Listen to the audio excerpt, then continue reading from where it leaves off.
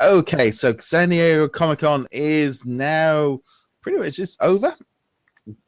So, San Diego Comic-Con, you were there. What were your, let's just jump straight into it. What did you think? What did you do? What did you experience? It was crazy. It was overwhelming. I wanted to leave like 8 different times. It was crazy.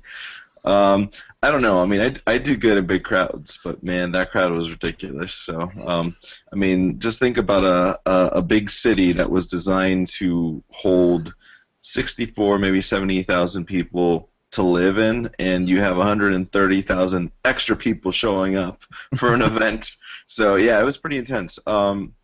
It was still fun. I was planning to stay there longer than I did, but I still got to experience a lot of cool things. First off, definitely the Disney Infinity pop-up shop. It was totally worth it. That was definitely the highlight of my trip. I always enjoy going to this thing. I got to participate in the in-games tournament. It was awesome. It was a lot of fun. Sadly, I did not win, but. And part of me wants to divulge what happened, but part of me doesn't, because I know there's 2 more legs, and I want to do that challenge justice.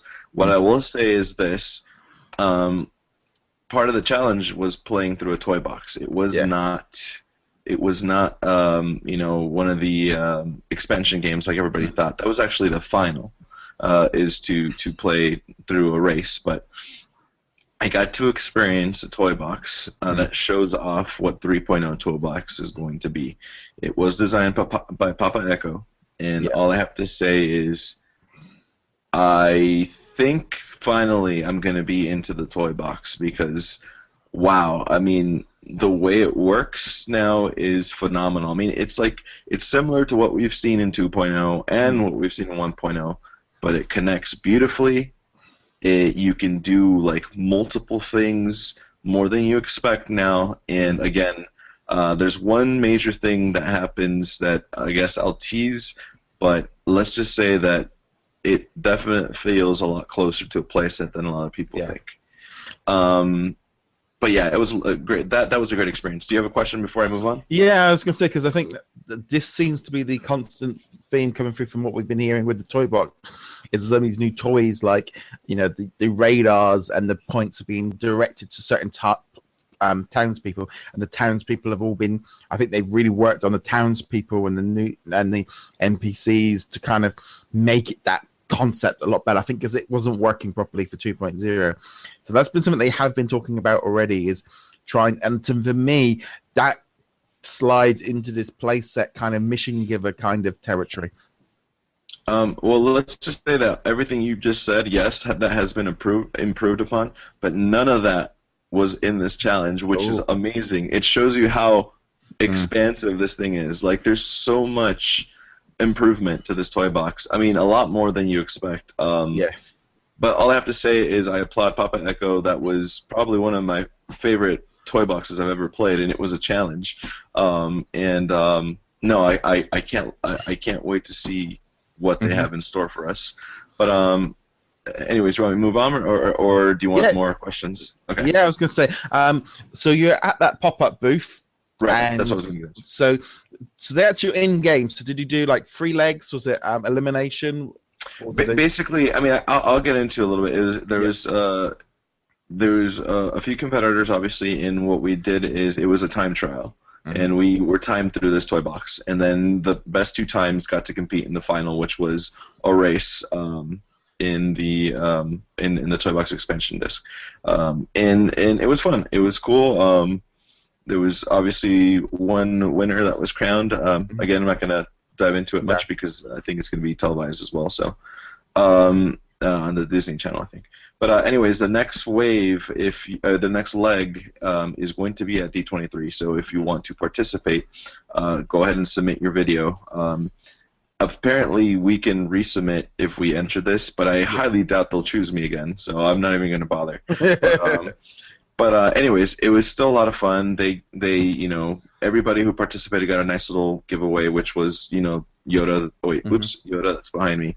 And a shirt that doesn't fit me because it's a medium. and in a nice little bag. But it's cool. It was still fun. Great experience. They fed us. I mean, we were there from 8 a.m. to 3 p.m. And we were filming with. Unfortunately, I'm not familiar with all the stars from Disney Channel anymore because I'm a little older. But there was this guy who was there. You'll see it on Disney Channel when it happens. But he was a cool guy.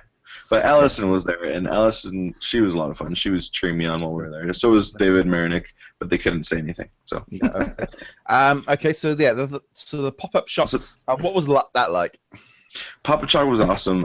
They recycle a lot of stuff from E3, obviously, but the spread was awesome. I mean, they had complimentary food and drinks for everybody who showed up, but the line was epic. The line, it just stayed forever, and people were constantly showing up for it. But basically what they did is they had a line outside. Once you got to the front, they wristband you, and they asked you, there was the mediated reality experience. They asked you which one you wanted to give you a card, then they let you go inside, and you had like 12 different demo stations. Mm-hmm. From the play sets to the toy box, I mean, everything you can experience. Then once they called your number, you go line up for the immediate experience, do your thing, and then you get your figure. But they were also giving out these cool lithographs just for playing the game. It was a cool experience. I mean, they had the power disc strung up everywhere like they did, and awesome concept art. But overall, it was just cool just to see it open to the public, and there was a lot of scavenger hunts going on. There was one I participated in that I literally lost by seconds, which kind of sucked because I literally ran. But they were giving away the Saga pack. So you were elbowing kids out the way, is that right? No, I was elbowing adults. I was elbowing adults, dude. In my scavenger hunt, I had to take a picture with 5 different people dressed up as characters who you find in Disney Infinity. So I'm like stopping Star-Lord and Gamora, saying, "Hey, can I take a selfie with you guys?" And there was a guy that was dressed up as Ant-Man because of the tease. I'm like, "Hey, can I take a selfie with you?" And no, but it was fun. Regardless of the fact whether I won or not, it was a fun experience. I mean, I obviously came out winning because you see I have all these awesome figures now. But regardless of the fact, I think Disney did an epic job with the pop-up shop. It was awesome. Yeah. But then I was going to say JV. So I think was saying on that live Toy Box TV. I think he got stung with a scavenger's jump of someone running in, going, "Hi, JV, can I take a selfie with you?" They're like, "Yeah." And then he goes, "I'm taking a part of the scavenger hunt," and ran off. And I think JV's like, "Oh." It's like he thought it was, "Oh, I'm famous." Oh no, I just want something. Yeah. So go ahead. Carry on. No, carry on. Well, I was going to say, but then overall, at San Diego Comic-Con, I mean, like I said, it was crazy. The convention's huge. There's just so many retailers, so many things to see. I took as many pictures as I could. It was just overwhelming. Way too many people. I mean, you could, literally, there's train tracks and there's a metro going by every 5 minutes, and literally people are so close to this rail because there's no walking room. I mean, seriously, it's insane. But no, overall I saw a lot of cool things. I mean, I wasn't able to get into the Star Wars panel, but I got to see it streamed on live. Felt the energy from the room. Still really cool. Ran into some celebrities. Actually ran into one of the guys who was on the show Franklin and Bash that I worked on before, so it's kind of funny. But San Diego Comic-Con is a cool experience. It's just it gets bigger and bigger every year, so it's kind of overwhelming. But I got to try LEGO Dimensions, hands-on. That was interesting. I mean, I got to see all the Sideshow collectibles, Hasbro, all the stuff that they have to offer. Funko was ridiculous, so I didn't even bother. But it was insane. It was a fun experience. Because they didn't have a booth inside side, was it? It was just the pop-up shop outside. Yeah, I was surprised because last year they did, and at E3 I asked one of the guys there, and they said they would, but then later on JV confirmed that they didn't. So I didn't really need it. I didn't really need a ticket to go into the con, but I wanted to anyway. So yeah, no, I mean, I think it's from that point of view of, the idea that they build all that set. But if they're going to be using it E3, D23, San Diego Comic-Con, and any other events in the middle, it means, they can spend that little bit more on making that whole setup, because they're going to get their use out of it. And each of these events is, if you share it out, it's then not so bad. But it's like you say, I think that set will probably end up going to D23 as well. Yeah, but I think D23 is going to be a little bit grander, by the way. And there's one more thing I do want to mention, and I think it kind of correlates to what you're saying about the whole thing about not having a place inside. Disney has been extremely generous with these events, especially this one. I noticed. I mean, obviously, not only did I walk away with figures, but there was people in there walking away with. Every person was walking away with a figure, no matter what. Not to mention, they were giving away food and drinks while you were in there playing. They were giving away lithographs. I mean, they were being really generous and very welcoming. Honestly, I noticed that from E3, they were doing that. As far as generosity goes, I mean, even at Comic-Con, Lego Dimensions was not even giving you anything. If you reserved a copy of Lego Dimensions, they didn't even give you a figure. They gave you a T-shirt. It's like Disney Infinity was handing out T-shirts for free. So it's like, I feel like Disney Infinity, the Disney team has just knocked it out of the park. So I was very impressed and very happy.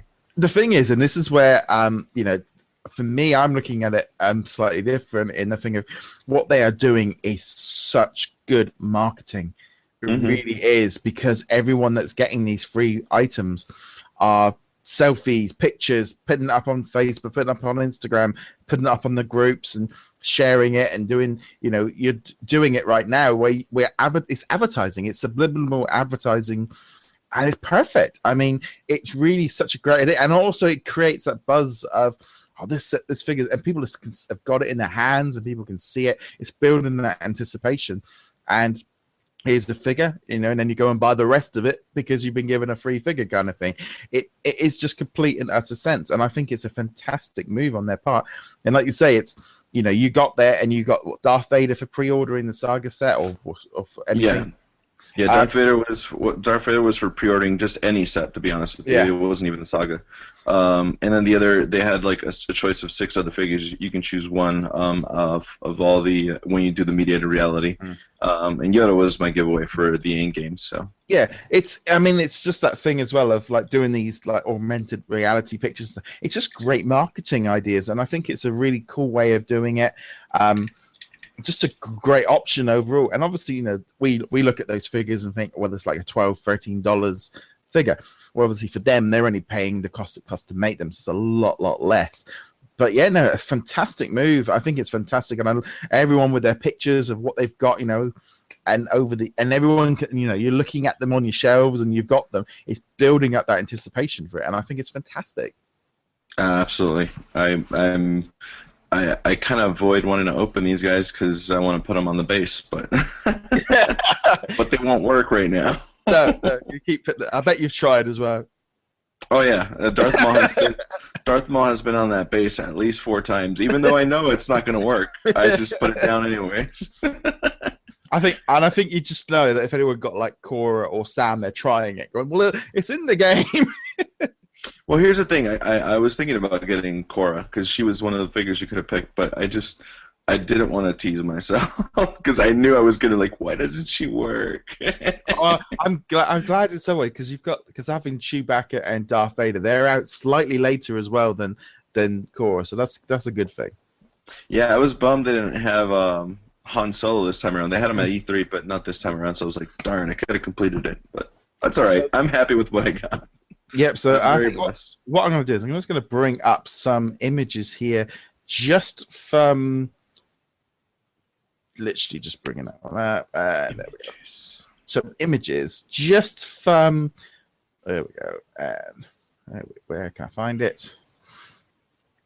You can do it. And I've lost it. Yes, just pretty much on the subject of those Star Wars figures that we just. Yes. I'm just going to bring these pictures up here just for those watching on the video version.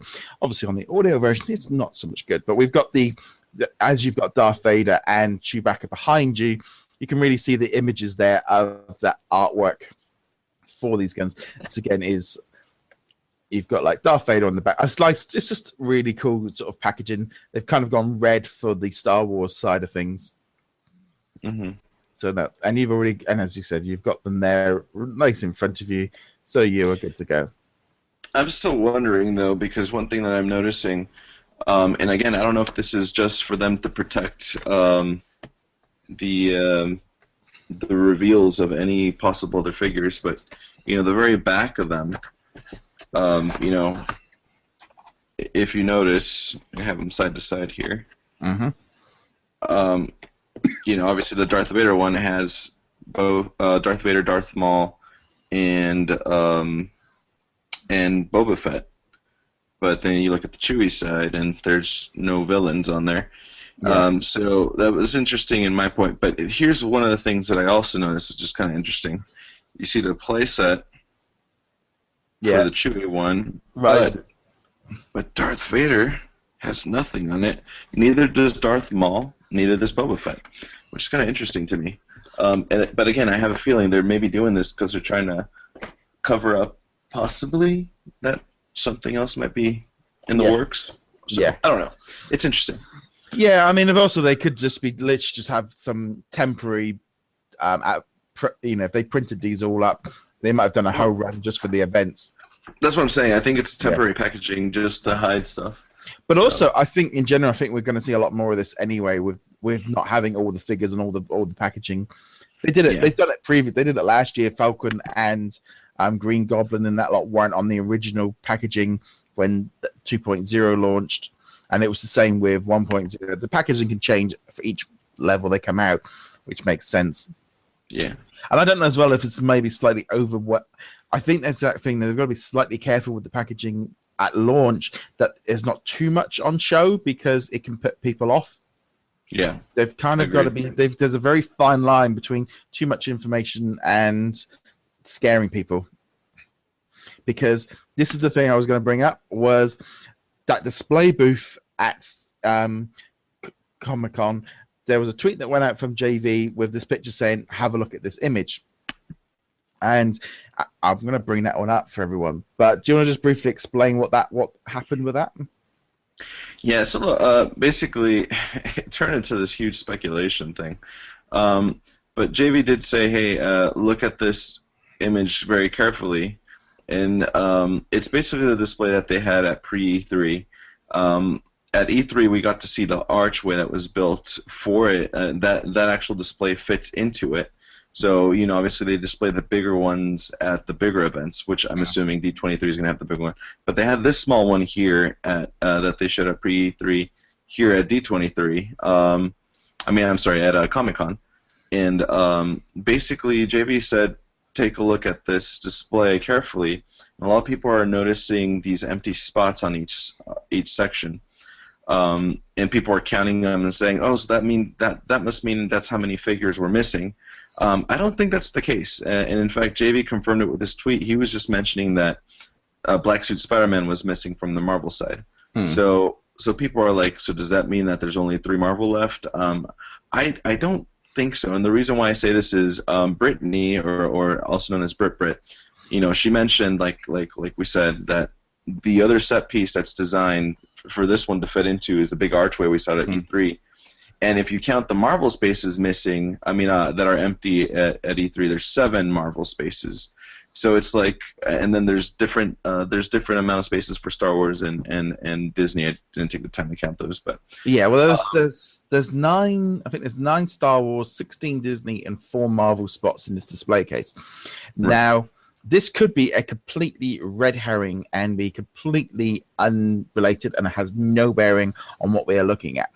Everyone's now kind of looking at it going, well, 4 Spider-Man or 4 Marvel ones, and if there's the Black Suit Spider-Man's not in there, that takes it down to 3, doesn't seem very much. Right. To me, it almost feels too small. And then the Star Wars, there's 9 spots. Now, 9, I'm looking at that.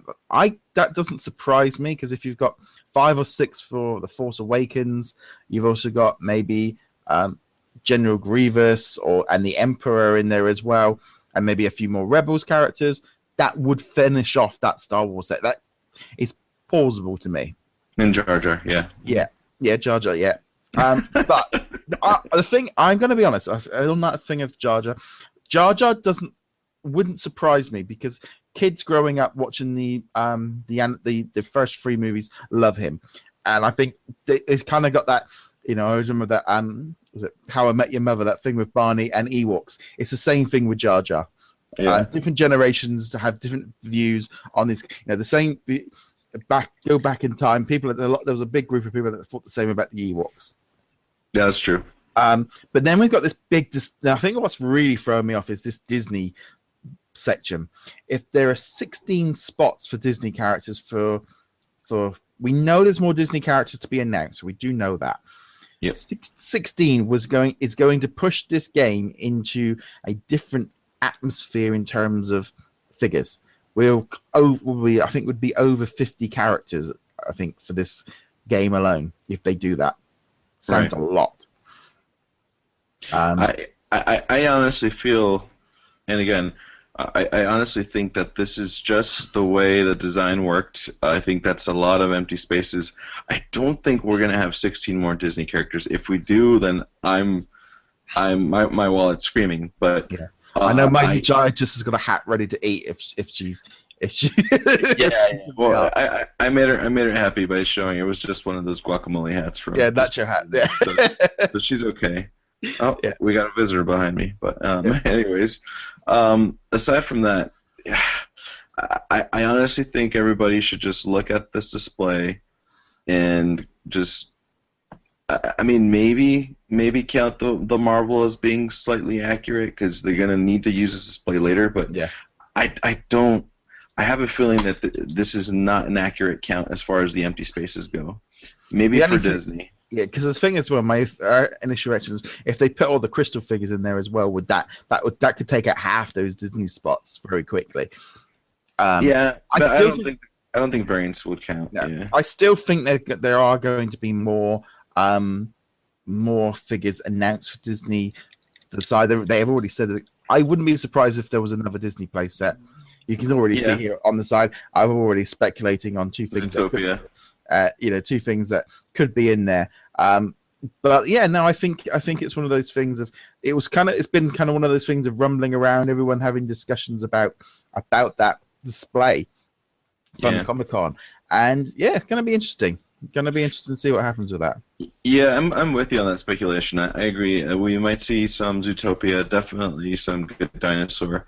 I honestly think we'll probably finally see some Gravity Falls. I just have this gut feeling. Yeah. But who knows? We'll see at D23. We're not that far away from it. So. I think as well. I mean, it's like the minute that came up and like the 16 characters, a lot of people just jumped straight into listing off a list of classic stuff that they want, and it's just like I'm just sitting there going, "Don't get your hopes up. Don't." Yeah.